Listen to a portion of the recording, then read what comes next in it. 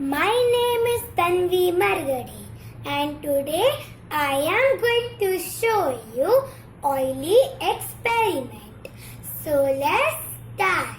So we require for this experiment are some nails, bar magnet and oil.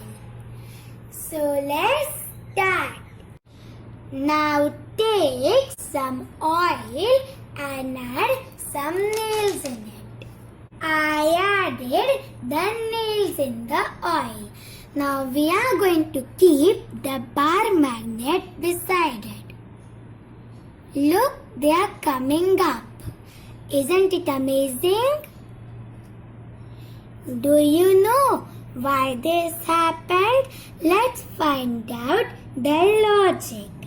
Magnets can retain their properties even through oil. So this is how to do oily experiment. Thank you for watching this video. Till that time, bye-bye.